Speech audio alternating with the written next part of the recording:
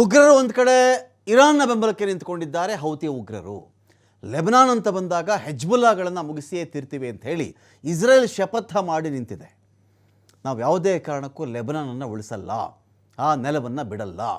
ಅಲ್ಲಿ ವಿಶೇಷವಾಗಿ ಉಗ್ರರ ಮೂಲಭೂತ ಸೌಕರ್ಯಗಳು ಏನೇನಿದೆಯೋ, ಅವರು ಏನೆಲ್ಲ ದಾಳಿಗಳನ್ನು ಮಾಡಲಿಕ್ಕೆ ಅವರು ಸೌಕರ್ಯಗಳನ್ನು ಬಳಸ್ಕೊಳ್ತಾ ಇದ್ದಾರೋ ಎಲ್ಲವನ್ನೂ ನಾಶ ಮಾಡ್ತೀವಿ ಅಂತ ಅವರೊಂದು ಕಡೆ ನಿಂತಿದ್ದಾರೆ.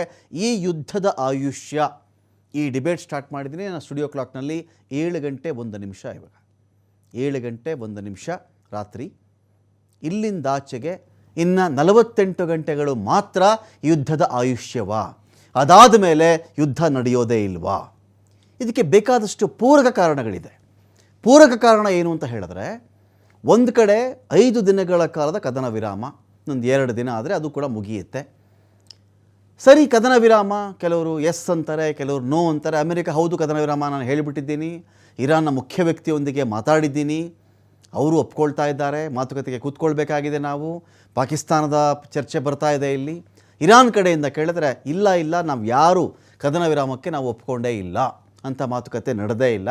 ಅಮೆರಿಕ ತನ್ನಷ್ಟಕ್ಕೆ ತಾನು ಮಾತಾಡ್ಕೊಳ್ಳುವಂಥ ಅಭ್ಯಾಸ ಇದೆ, ಅದರಷ್ಟಕ್ಕೆ ಅದು ಮಾತಾಡಿಕೊಂಡೆ ಕದನ ವಿರಾಮ ಅಂತ ಹೇಳ್ತಾ ಇದೆ. ನಾನು ನಿಲ್ಲಿಸಬೇಕು ಎಂದಾಗ ಮಾತ್ರ ಯುದ್ಧ ನಿಲ್ಲುತ್ತೆ ಅಂತ ಇರಾನ್ ಮಾತಾಡ್ತಾ ಇದೆ. ಯಾವಾಗ ನಾನು ಯುದ್ಧ ಸ್ಟಾಪ್ ಮಾಡಬೇಕು ಅಂತ ಅಂದ್ಕೋತೀನೋ ಆವಾಗ ಯುದ್ಧ ನಿಲ್ಲುತ್ತೆ ವಿನಃ ಅಮೆರಿಕ ಹೇಳಿದಾಗ ಯುದ್ಧ ನಿಲ್ಲಲ್ಲ. ನಾನಂತೂ ಸುಮ್ಮನೆ ಇರಲ್ಲ. ಒಂದು ಕಡೆ 3 ಷರತ್ತು ಆಮೇಲೆ ಒಂದು 5 ಷರತ್ತನ್ನು ಇರಾನ್ ಒಂದು ಕಡೆ ಹಾಕಿದ್ರೆ 15 ಷರತ್ತುಗಳನ್ನು ಅಮೆರಿಕ ಹಾಕಿರೋದು. ಹಾಗಾದರೆ ಯುದ್ಧ ನಿಲ್ಲೋದು ಹೇಗೆ ಅಂತ ಬಂದಾಗ, ಇಸ್ರೇಲ್ ತನ್ನ ಸೇನೆ ಕೊಟ್ಟಿರ್ತಕ್ಕಂಥ ಒಂದು ಆದೇಶ ಇತ್ತಲ್ಲ, ಈ ಆದೇಶದ ಎಳೆ ಹಿಡ್ಕೊಂಡು ಹೊರಟಾಗ ಇನ್ನು 48 ಗಂಟೆಗಳಲ್ಲಿ ಯುದ್ಧ ಮುಗಿಬಹುದಾ ಅಂತ ಒಂದು ಅನುಮಾನ ಬರುತ್ತೆ ಇಲ್ಲಿ. ಯಾಕೆ? ಇಸ್ರೇಲ್ ಏನು ಹೇಳಿಬಿಟ್ಟಿದೆ, ಇರಾನನ್ನು ನೀವು ಎಷ್ಟು ನಾಶ ಮಾಡೋಕ್ಕೆ ಸಾಧ್ಯನೋ ಅವರನ್ನು ಅಷ್ಟು ನಾಶ ಮಾಡಿಬಿಡಿ, ನಿಮಗೆ ಕೊಡ್ತಾ ಇರ್ತಕ್ಕಂಥ ಟೈಮ್ ನಾನು 48 ಗಂಟೆಗಳು.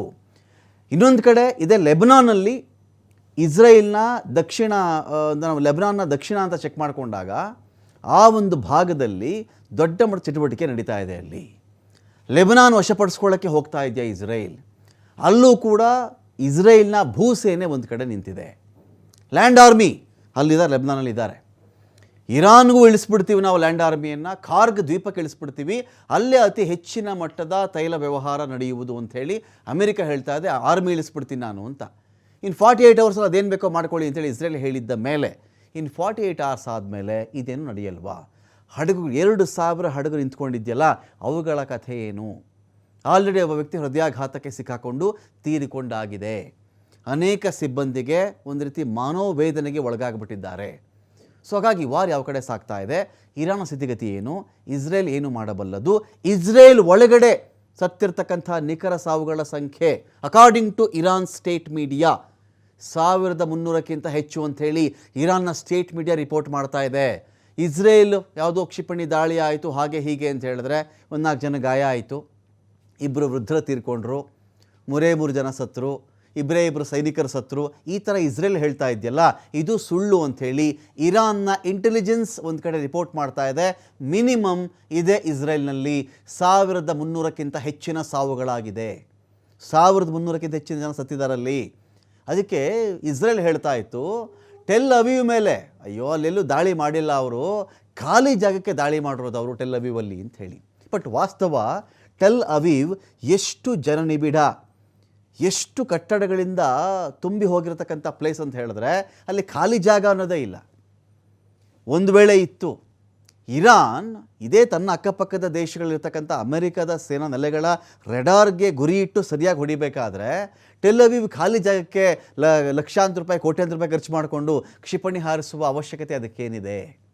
ಎಲ್ಲ ವಿಚಾರಕ್ಕೆ ಸಂಬಂಧಪಟ್ಟಂತೆ ನಾನು ಡಿಬೇಟ್ ಸ್ಟಾರ್ಟ್ ಮಾಡ್ತಾ ಇದ್ದೀನಿ. ಪಾಲ್ಗೊಳ್ಳೋದಕ್ಕೆ ನಮ್ಮೊಂದಿಗೆ ಇದೀಗ ಲೆಫ್ಟಿನೆಂಟ್ ಕರ್ನಲ್ ಸುನಿಲ್ ಇದ್ದಾರೆ. ಸ್ವಾಗತ ಸುನಿಲ್ ತಮಗೆ ಒಂದು ಡಿಬೇಟ್ಗೆ. Thank you. Good evening. Premashekhara sir ಇದ್ದಾರೆ, ಅಂತಾರಾಷ್ಟ್ರೀಯ ವಿದ್ಯಮಾನಗಳ ವಿಶ್ಲೇಷಕರು, ರಾಜತಾಂತ್ರಿಕ ತಜ್ಞರು. ಸ್ವಾಗತ ಪ್ರೇಮಶೇಖರ ಸರ್ ತಮಗೆ ಒಂದು ಡಿಬೇಟ್ಗೆ.